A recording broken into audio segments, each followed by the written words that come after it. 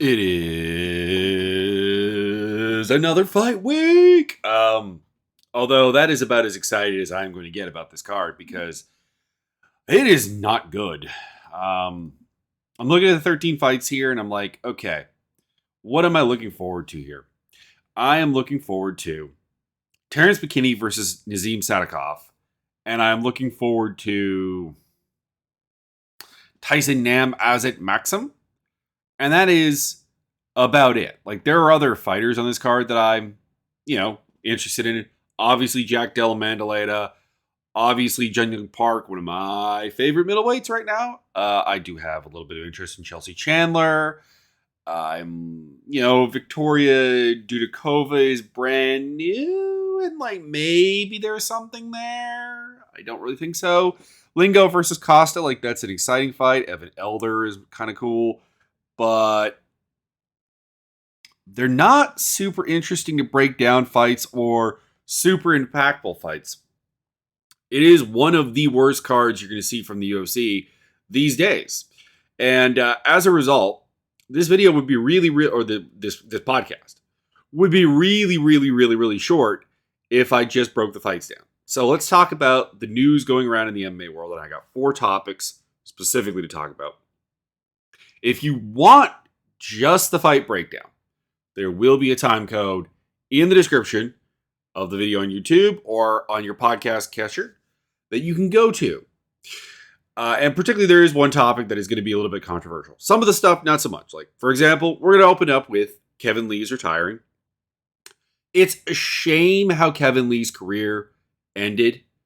Like, a man who saw the heights of an interim title shot, and everyone was kind of waiting for him to, like, turn that corner and figure it out, like, put it all together. Because he had all the physical talent in the world.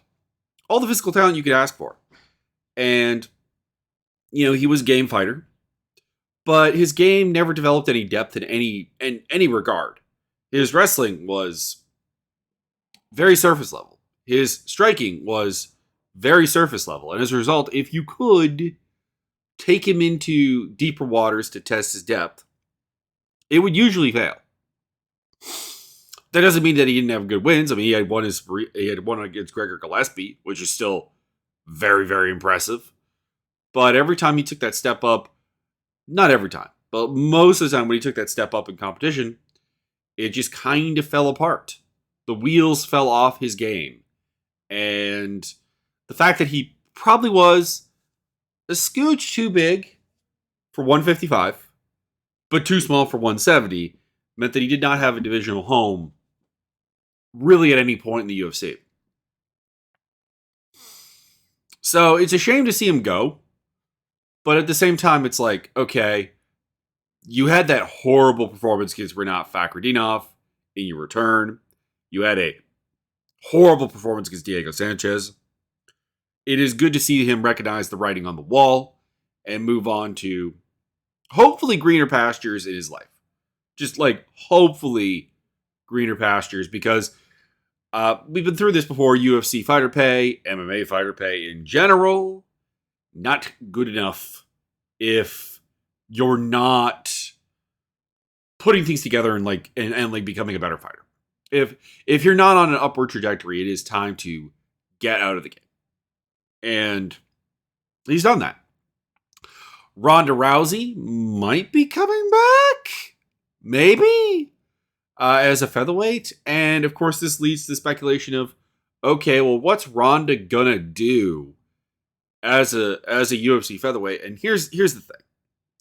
Ronda Rousey still presumably has the elite athleticism and physicality, at least in more than enough to actually be a really good fighter. Like, I don't think she's going to come in and be... If she does go back to MMA, she's not going to come in and be like, ooh, the game is kind of passed her by because she doesn't have the physicality. Because, let's be honest, Holly Holm is still, like, one of the best physical fighters in the divisions we're talking about. And she was there when Ronda was there. And she's only, gotten into her 40s since and still pretty much overpowers just about anybody. So I think she still has the physicality to compete. But the big question is, she got broke. Like, it wasn't just that she lost to Holm and to Amanda Nunes, who are amazing fighters. It was that it broke her. It broke her. She wouldn't do media. She clearly didn't deal with the losses very well at all. She, left the sport. And to be clear, I don't begrudge her leaving the sport. I think it was a good idea. I don't think you can leave MMA early enough. Honestly. She got the star power and she went and did something with it. I don't know why she would be coming back.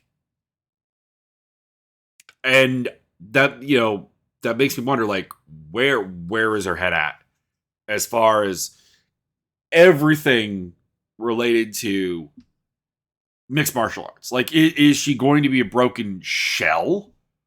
Or is she going to be Ronda Rousey? Because, like, to be honestly, if she's determined and she has the right headspace and she's still a good athlete, that's a scary combination. Like, that's a legitimately scary combination for whoever she ends up fighting. But it could also be incredibly sad. So I don't want to see it. Francis Ngannou Tyson Fury. It is official. It is not an exhibition bout. This is an actual professional boxing match, which is stunning, honestly. Now, to be clear, this fight's had a making in late August, I do believe. Am I wrong? It's August or October. Why am I blanking on the date? Francis Ngannou versus Tyson Fury, please. That is happening in October. Yeah, there's no way it was August. October in Saudi Arabia. And this has led to a couple of different hot takes about this fight. Number one, am I sure it's going to happen? No. Tyson Fury has a way of causing things to fall apart, and we'll see what happens. That being said, I have no idea what Tyson Fury would want over this fight. This is big money, and if we're being honest, sure, Francis has a puncher's chance. He does hit really hard. He is quite fast for a big man. But realistically speaking, we are talking about Fury, who went toe-to-toe with Deontay Wilder and did not get knocked out. So, realistically speaking, this is the easiest money he can make in all likelihood. There's not an easier paycheck on the table. And it does have high profile. It is that sick MMA versus boxing thing that we are always fascinated with for some reason, and I don't really know why. But you know what, Francis, go get that bag. And let's get into the politics of it. There are a lot of people who are bringing up the idea of, like, MMA fans are very, very upset. Some of us, anyways, when a fighter takes money from Ramazan Kadyrov or whatever and goes over and essentially does a PSA for a dictator. Like, they're whether it's a sparring, air quote, session with said dictator, whether it's just like endorsing the Chechen military forces, whether it's just saying nice things, whatever. You know, that whole process that we've seen from a number of fighters, including Frank Yeager, Fabricio Verdum, Frank Mir, a number of other guys who've gone over there, and people are like, are you going to keep that same kind of energy for Francis? Unlikely, because it is unlikely that Francis will literally do PSAs for the Saudi royal family. And I feel like I have to say this very clearly. When you're doing the sports washing, you're not actually going to make money off of it. Like, Saudi Arabia is trying to make themselves a destination with Riyadh and, like, for sporting events and so on. And this does help with that. But I don't blame the fighters. I don't blame WWE for going there. Whatever. It's a financial transaction. I really wish that we lived in a world where sports and politics were at least a little bit more divorced, and that sports washing wasn't really a thing. But we do live in that world. There is going to be fights in Saudi Arabia. There is going to be big fights in Saudi Arabia. I don't really have a particular problem that it's Francis Ngannou. He's going to go get that bag. And there's some debate about whether this is going to be a bag. Like, oh, he would have made more money fighting Jones. Oh, hell no. No. We roughly know the financial considerations of the John Jones fight. It's basically the UFC. The UFC stated like it's Brock Lesnar money, which we know what that is, which, for the record, is under $2 million. And Francis said that is in the ballpark of what we're talking about. He is assuming he's going to make anything remotely to what like Fury has made, Fury's opponents have made. He is going to make much more than that. I'm not going to speculate how much because I don't know. But the numbers that we have seen in heavyweight boxing, even non-involving Tyson Fury, just involving any of the sort of like top 3 tiers of heavyweight boxing, is huge multi-million-dollar purses. The UFC does not do that at all. I imagine Ronda Rousey might make a lot of money. Conor McGregor makes a lot of money, but no one else does.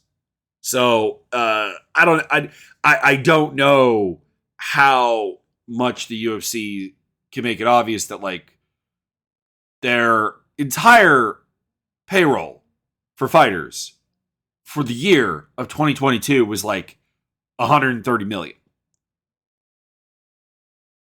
There is, a non-zero chance that like the heavyweight division in boxing, with just the top 6 or so fighters, made more than the entire UFC roster in 2022. There is a legitimate non-zero chance that is the case. So, no, this is him getting the bag. Do I like it? No, I would have liked it if he could get the bag in MMA. And people are coming up out of the woodwork being like, man, this is not actually all that good for MMA. Sure, take it up with the UFC. I do mean that. Like, when you have a bunch of fighters pursuing boxing, despite having no, like, and to be clear, like, Francis at least has an interest in boxing. Like, Kamaru Usman, who is a wrestler, has been talking about trying to box Canelo Alvarez for, like, during his entire UFC title run. And I think at some point we need to realize something here, that the problem is the UFC. It's not the fighters wanting to box. It's not the fighters wanting to get paid. It's the UFC, particularly given that we had the Pantoja news that he was literally an Uber Eats driver. Or was it Uber? Or was it just Uber? Or was it Uber Eats? I forget which. He was employed in some way in the gig worker world of Uber as a UFC veteran and a guy who was super exciting and ranked in a weight class. And a guy who definitely does not live at a particularly high standard of life. I want to make that clear. It's not like Pantoja has like an episode of Cribs where he's like, hey guys, welcome to my mansion, man, that I gotta support. I don't know what accent I'm doing here, but like there is no, he's not a showy guy. He's not overexpending. He doesn't know how to financially plan. I have no idea if he knows how to financially plan, but like the guy lives a relatively low existence and has to have a second job. That is just sad. That is sad. This whole Francis Ngannou thing should have cemented that idea in our heads. And there are guys like Kevin Iole and other journalists who signal boosted the living crap out of the idea that Tyson Fury would fight John Jones. They tried as hard as they could to wish that into being in existence. And now they're writing hit pieces about how this fight is a fraud and a joke. And you know what? It's not that I don't entirely disagree. Like, it is a bit of a joke fight. But like, if you were okay with Fury versus Jones, you have to be okay with this as well. Because this is the same thing. The only difference is Dana White isn't involved. It's amazing how like anything is okay if Dana is involved. All right, so that's all I got on that one. Yeah, he's got a puncher's chance. He's probably going to lose. There you go. And finally, let's talk about the complex one. Talking about the complex one here. And that is Dricus du Plessis. I'm going to say some nice things here because I listened to my recap of UFC 290 and I'm like, man, I'm underselling Dricus a little bit. I still haven't, I haven't changed my mind that like realistically his style works because he is big, durable, ridiculous physicality, and a bit of insanity. A bit of like insane willpower, as opposed to like technique. But I'm going to give credit where it is due. He's developing actually a really good jab for attacking. Power jab. It doesn't particularly set things up yet, but like it's there and it hurts and it stings. And when you have a cinder block for a hand, well, that's kind of all you need. He has some interesting half guard stuff. He has a lot of like little interesting tricks he does as a grappler that get overlooked a little bit. But at the same time, I still think his way of getting to them is just kind of like very, very awkward. And it must be incredibly hard to prepare for, because where do you get training partners with that that combination of willpower, insanity, physicality, size, durability, persistency, the weird like yes with the deviated except he wasn't getting air or whatever, and like being able to breathe without opening his mouth, probably an improvement, but I don't really a guy who somehow pushed a ridiculous pace while looking exhausted. I don't know how it's got to be the most awkward fighter maybe in the entirety of the UFC to prepare for. Honestly, like it may be. That being said, I still think that like as a pure technician, as a pure martial artist, as a pure really martial artist and technician does the job. I still do think that for a title contender anyways, he is exceptionally poor. But let's get into the real guts here. I will be the first to say this. I do not really enjoy Israel Adesanya's character, trash talk, whatever terminology you want to use. The post, the after the fight UFC 290 stuff was incredibly cringy. And a lot of what Izzy Adesanya does is incredibly cringy. Like the man tried to make that Frozen Like Elsa line stick like 6 or 7 times. And it's like, it just not working, buddy. And I say this, I'm not a huge fan of Izzy Adesanya because, one, I find that I probably on most personal levels just really do not agree with the person. But two, and this is perhaps more important for me because I have long ago made peace with the idea that I am not going to agree with fighters, is the fact that like there's a lot of dishonesty, I guess is the best word for it. Like in the lead up to the Jared Cannonier fight, he really lost me because he was like, I'm going to make something special here. I'm going to make something especially violent. I'm going to make something. It's like, and then you went and had that fight with Jared Cannonier. And we got a cheesy Undertaker style intro, and then a really terrible fight. And the Yoel Romero fight also comes to mind. Like there is no guarantee that we're going to get an exciting fight with Izzy Adesanya, even when the opponent fighter is like capable, or doesn't even really offer a particular threat if he does get exciting. And he's going to say like this, he's the type of guy who could have a blood feud with someone like Dricus du Plessis, and then have like a boring jab. It's the same thing I dislike about Sean Strickland, I guess, in a nutshell. There's this separation between presentation and the meat of the matter. That being said, this whole cringe-induced like dispute about who's the real African, it is DDP's fault. I don't understand how there are fans out there talking about like, oh, no. This is really about Izzy saying that du Plessis is not a real African. Izzy didn't say anything, to my recollection, about Dricus du Plessis until du Plessis pulled out the real African line. And I know people will try to logic it like Izzy left the continent and he's actually really more of a New Zealander. And he's said in the past that he's Chinese. Okay, number one, when you're saying you're going to be the first real African champ, you're not just talking about Izzy. You are talking about Kamaru Usman. You are talking about Francis Ngannou, who, yes, also left the country. Both, I believe, are based in the States now. But there is a whole heap of like history that I'm not going to get into because I'll be here for like 2-3 hours talking about it that make up the notion for that. There is economic impacts. Like, here's the thing that people tend to willingly ignore. I have heard the arguments that like Izzy Adesanya comes from a wealthy background.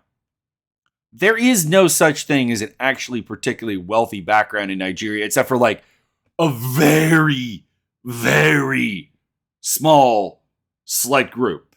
If you watch Ted Lasso, there's that character, I'm blanking on his name. He torments Sam Obasanya on the show, and he's a ridiculous billionaire or whatever. There is that level of rich person. But what Izzy was is kind of like slightly upper middle class. And in Nigeria, that's still pretty poor. And if you're like, no, we need someone who struggled and was harsh. Francis Ngannou literally was a slave. Was literally homeless. Dricus du Plessis lives in a nice part of town. He even had a South African episode of like whatever show they have that's like MTV Cribs style, where like he's like, here's the family estate. No, he did not get this through fighting. This is a ancestral estate sort of thing. Like, I don't know what generation started. Maybe it was his grandfather. Maybe it was his dad even. But like some point, the family got rich. And he comes from that background. And he's had the money to hire for foreign-based coaches to come into South Africa to help him learn. It is an incredibly different background. It is miles apart. And do I think we should call DDP a fake African? No. He lives there. He was born there. He opts to continue to live there. He has the resources to leave, and he doesn't. But this idea that he's going to be the first African champion, the first real African champion, and yes, he started this. And no, he doesn't do his homework because he had a line there. I don't even know if Israel Adesanya brought the belt back to Africa. All three African champions have brought the belt back to like a hero's welcome. Big celebration, big party. It is clear that like they are, to a degree, celebrities in Nigeria and Cameroon. You want to be the first South African champion? Great. Fan. Amazing. You want to be the first African-based champion? Also, something you could say. But it is ridiculous. The discussion going on here. It is so ridiculous. And to be clear here, people are like, oh, no. You just don't like DDP because he is, he's a white man and whatever. Here's the thing. It is generally accepted that South African athletes who are white and achieve success are relatively embraced by the African community. Like there's not a army of people yelling that Jody Scheckter is not an African F1 champion.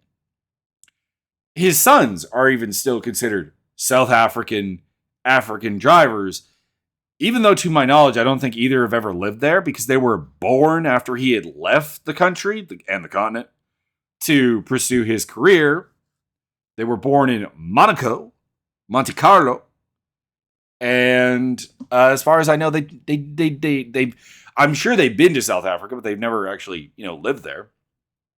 And there was an A1 GP thing. I'm a big racing fan. There was an A1 GP racing league where basically it was F1 style cars, but it was like a Nations Cup thing. And South Africa was represented by 3 different white drivers, and no one really particularly complained. Neil Grove is kind of, the first African UFC fighter, despite being a white man. It's because of his invalidation of other Africans that he is in hot water, not simply because he's a white man. Okay.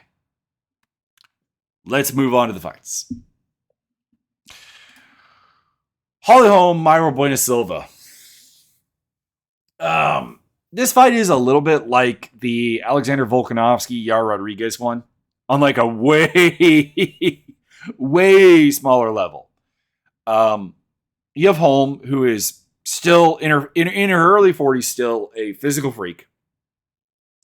She has the skill set and the physicality to smother the fight, either with long range, kind of empty volume, or a pressing clinch game.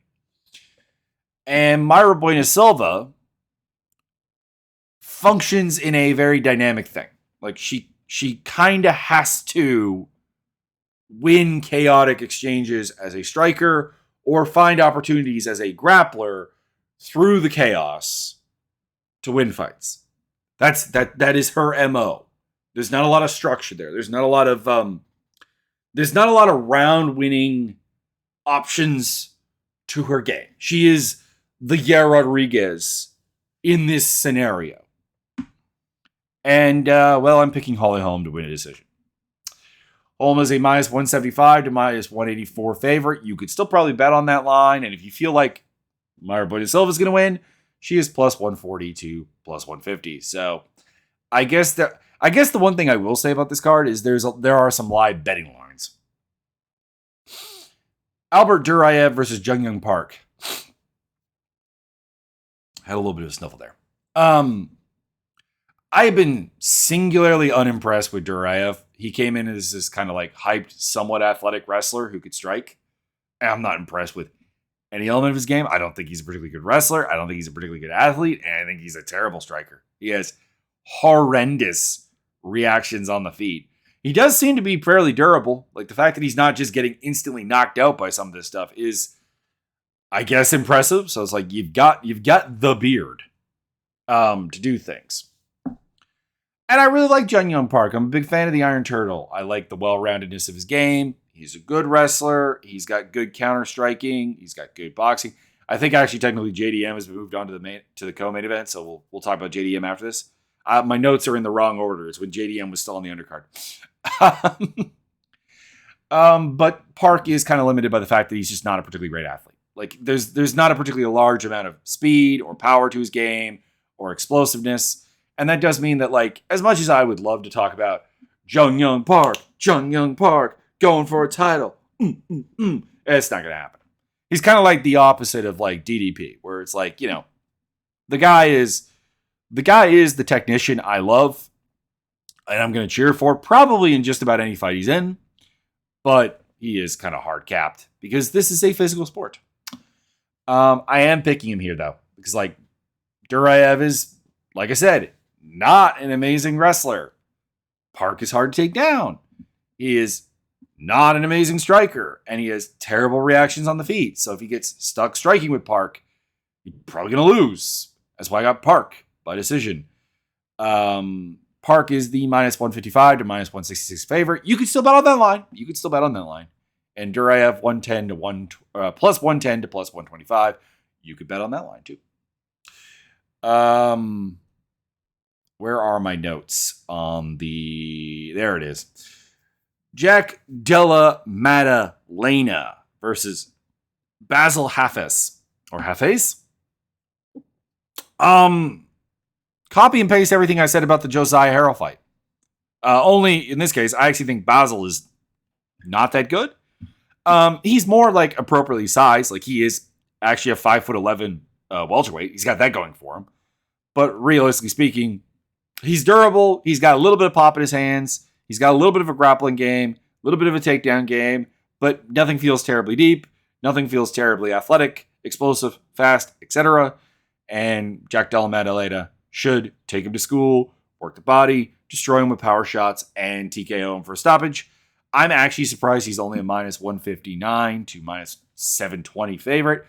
Don't get me wrong, that's still wide enough odds that I'm not tempted to bet on it. And Hafez at plus 400 to plus 450. It's just not great. It's just not great. And I guess that was the other thing is like people are ironically shitting on like Buckley and Chris. For some reason, Chris Curtis is dragged into this, and I don't get that. Chris Curtis is a middleweight. This is a welterweight fight. This is a welterweight fight on short notice. What are we doing here? But like there are people like crapping on Buckley and Kevin Holland and stuff for like not taking this fight. Here's the deal. I fully believe they both took this fight. They both said that they took this fight. And the answer is, oh, hang on. No. Sorry, something popped up on my computer.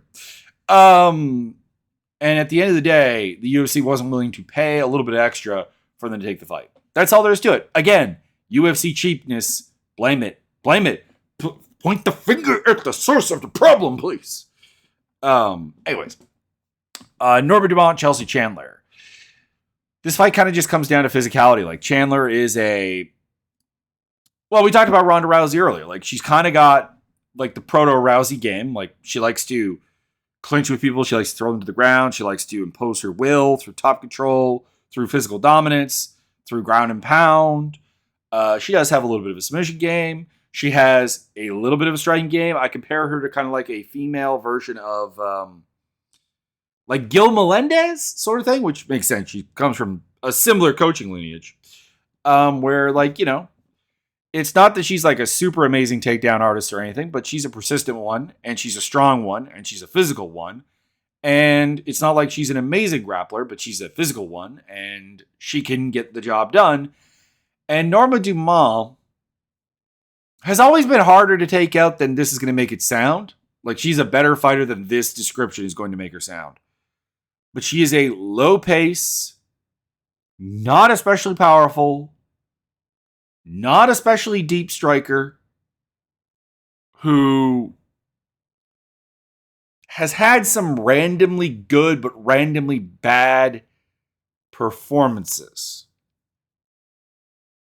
And I kind of look at this one as like similar to the Macy Chiasson fight, where Chiasson was able to pressure her, was able to force her into clinch, was able to take her down. And I just kind of think Chandler is like a better athlete. She's shorter than Chiasson. Chiasson is like 5'11". And I would believe taller. No, Chandler is a more physical version of that, and I think also a better technical version of that. So, I'm going to go with Chandler by decision. Dumont is hard to finish. And to pick up the win in a 145-pound fight, which I don't know. I guess I'm not as sold on the idea that the division is dead. I will be betting on Chandler because she is an underdog I'm picking. She's plus 110 to plus 125. Dumont is a minus 138 to minus 450 favorite. Ottman Azaitar, Francisco Prado. This will probably be fun. These are two guys who come forward and throw like bombs at each other and are used to kind of being able to bully the other guy. And the question really kind of will be, one, how serious has Azaitar been taking his training? Well, he's been partying with the King of Morocco? Is it the King or the Prince? I forget which. I think it's the King. And his historical like bad cardio, because like Prado, this will be probably is like, you know, maybe a rude wake up call right off the bat, where like he's met with physical parity and he probably won't love it, probably won't like it, but he's reasonably tough and he does actually have cardio. Whereas I think Azaitar fades. So I'm going with Prado by TKO. He is a mess of a technician, but so's Azaitar. Azaitar is kind of just like a bulldozer bully style fighter. It's what he describes himself as. So like, I don't have a problem saying it. If he knocks out Prado, not going to be surprised. If Prado knocks him out, not going to be surprised. If Prado takes the fight over late, not going to be surprised. So I've got Prado by TKO. He is a -110 to -125 favorite. A little surprised by that. And Azaitar is a +100 to -110 underdog. Terrance McKinney versus Nazim Sadykhov. I'm actually looking forward to this fight. We know what Terrance McKinney is. He's a crowd-pleasing, exciting wrestle boxer who tends to absolutely self-destruct. And it's why a guy who hasn't fought the highest level of competition but is a fantastic athlete is 13-5. It's just a record that is just kind of mind-boggling when you watch a fight. Sadykhov, I'm not sure what to think of him yet. He's with a good camp.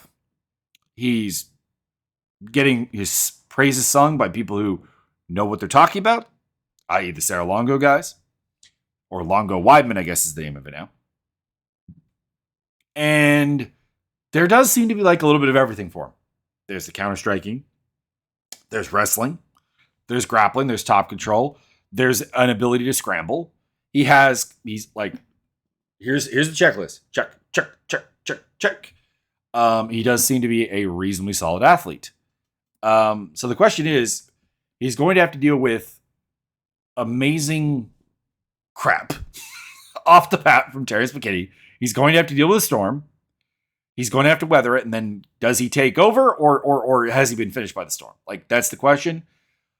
I'm going to say he weathers the storm. He's never been finished. Granted, he's fought no one on the level of Terrance McKinney as a finisher. And weather the storm, take a TKO. He is a -135 to -150 favorite, so it looks like people are with me. +110 to +120 on McKinney. I am not betting on this fight in any way, shape, or form. And again, I talk about the betting because I myself bet. There's a little bit of betting advice here. But like my number one betting advice is do not bet what you can't lose. Tucker Lutz versus Melchik Bagdasaryan. I just am not a believer in Bagdasaryan. He is he's a flashy kicker. He's very showy about it, but that also causes him to gas, and there's a lot of lacking like just structure. Like even as a striker, I don't think he's particularly good. I just think he's an athletic kicker.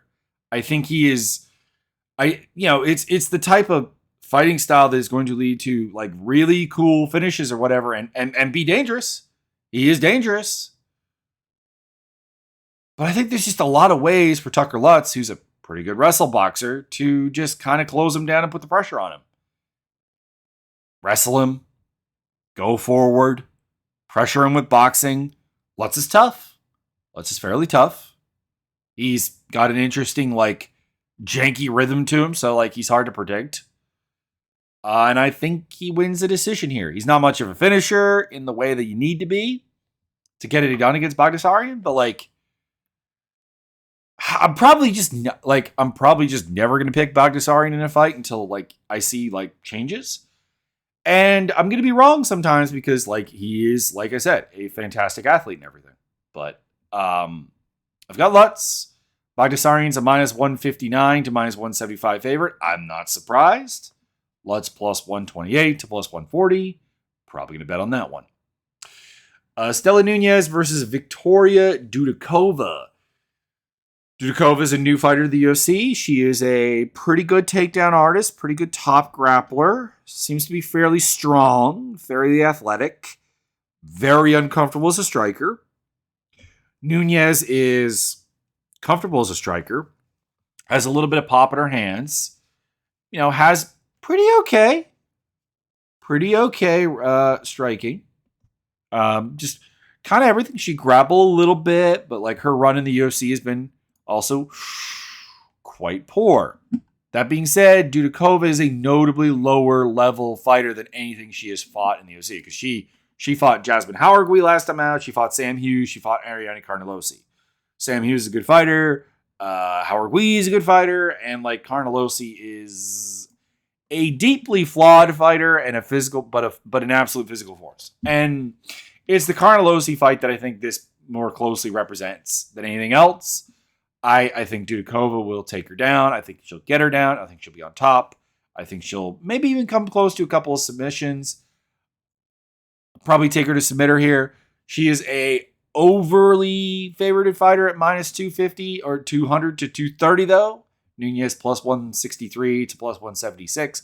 I know Nunes is not lost or is not won in the UFC, and she's been here a little bit. I get that, but I don't know. There's a very rawness to Dudikova on the feet that I could entirely see her getting caught and just flatlined. There is that kind of discomfort with the striking game.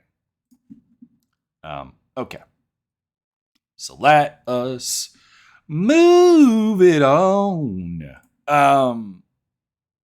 Austin Lingo versus Mel Costa. It's going to be a fun fight. Lingo is always fun. He's a tough pressure boxer, and Costa is a wild man. I see this a lot like the Luis Saldana fight that Lingo had, where now admittedly, part of his win there was like Saldana hurting his foot, but like part of it was also Lingo just like really pressuring and finding like ways to close the gap and just be a more technical fighter, but like also a brawler.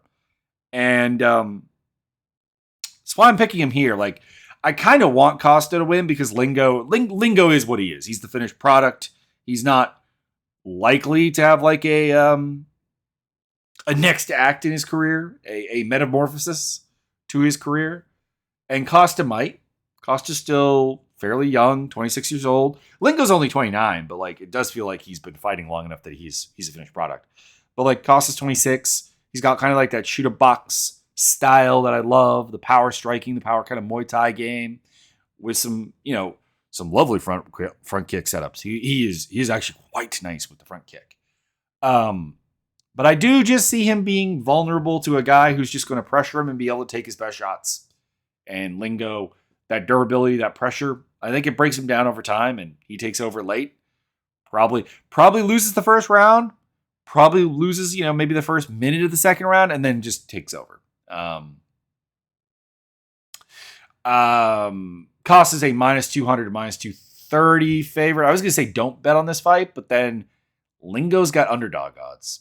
I do think that even if you think Costa's going to win, and there is a reason to expect that he can, those odds are wide. General Valdez versus Evan Elder. Valdez is Costa, but like worse. He's a super, super aggressive dude who's just a mess that's kind of self-destructing. It's kind of like a Terrance McKinney, but with like better cardio, but like less physicality and not good wrestling. And I'm picking Evan Elder. I'm picking Evan Elder to win a decision. I will say this. Elder kind of won me over in a losing effort against Nazim Sadykhov. When he came to the UFC to fight Preston Parsons, I was like, this guy's not very good. But then he showed himself off at Preston Parsons to be like, not terrible. Like he kind of got bullied, but like Parsons is also a reasonably big 170er. And this is a 155 fight. I don't know. Elder's training with Killcliff. He seems to be really putting something together. He seems to be putting his boxing together. He seems to be a comfortable wrestler. He's a comfortable grappler. He does make some mistakes as a grappler. That Valdez is a kind of venomous guy who has a lot of chokes and stuff. But I don't know. I think he's got this, but I do think the minus 275 to minus 335 betting line way too wide. Is he outside of JDM? Is he the biggest favorite on the card?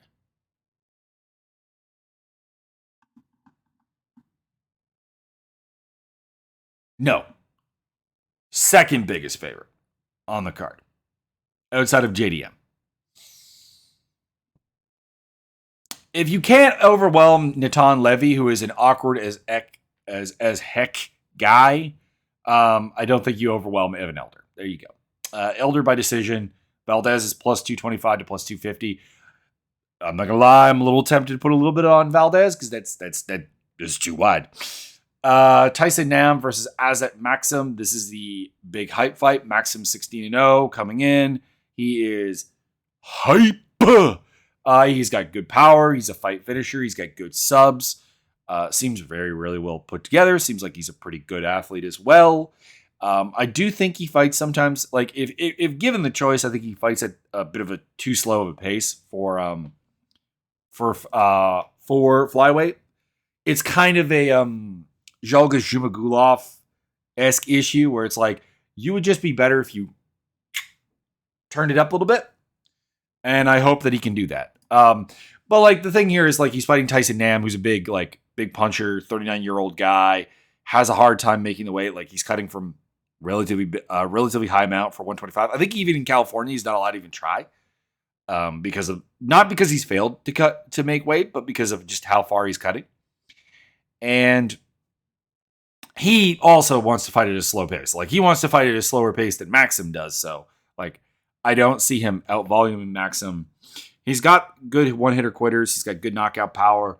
He's got a good feel for counters and range and so on. But like, I don't know. I thought the fight he had with Bueno Silva was kind of the beginning of the end for him, where like I think at 39 years old, like it's probably just time to rest any like picking of Nam as a fighter. And I got Maksum.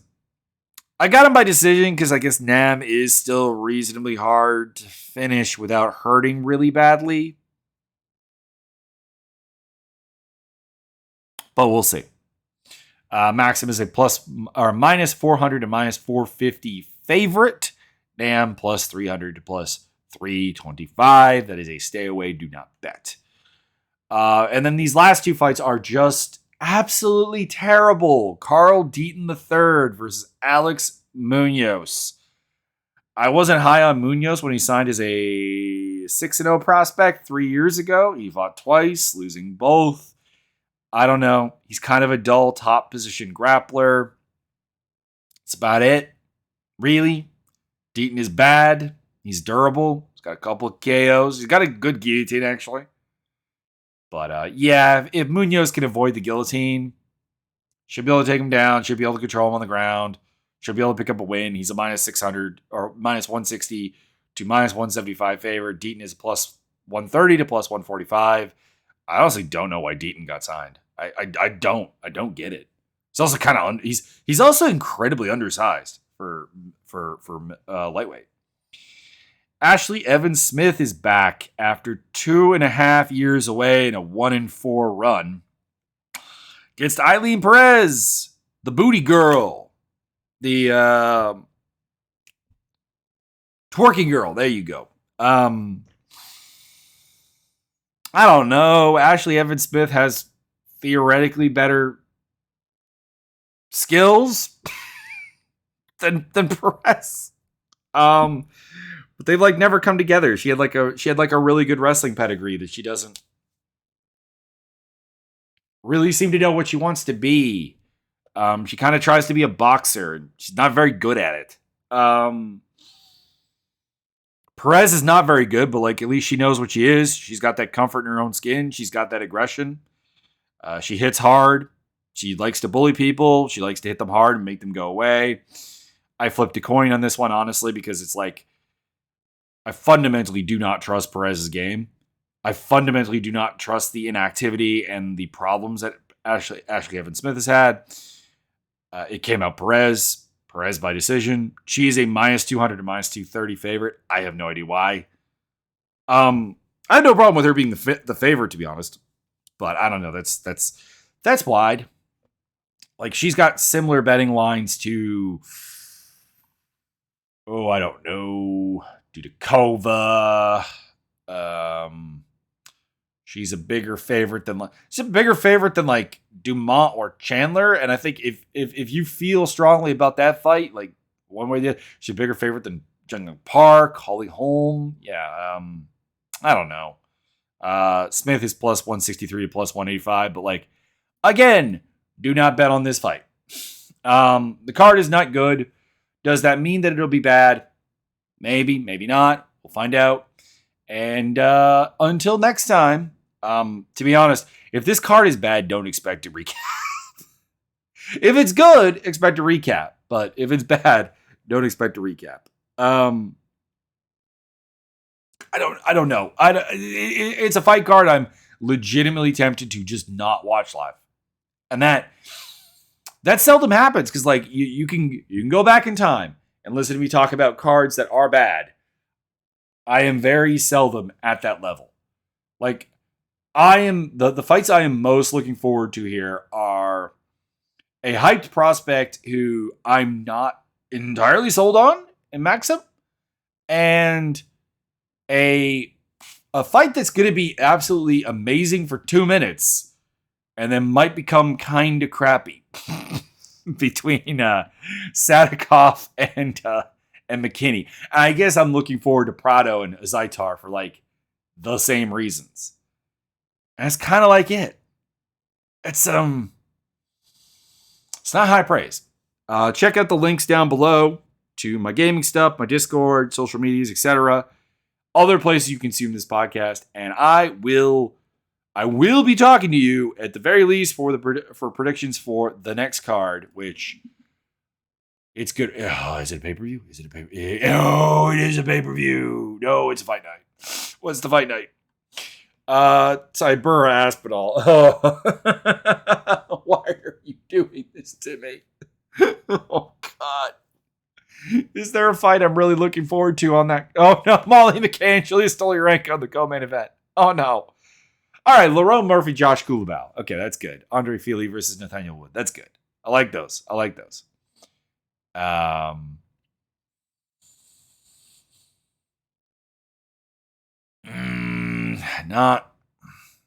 Not really loving. Brian Barberine and Mahmoud Muradov. That's pretty okay. And I like Jafel Filio. And I like Daniel Barras. All right. I have serious questions about how far either of them can go in the UFC, but you know, I do like them. I do enjoy them. Anyways. Wow. Yeah, two fight cards in a row that are not amazing. I'll leave you with that depressing thought.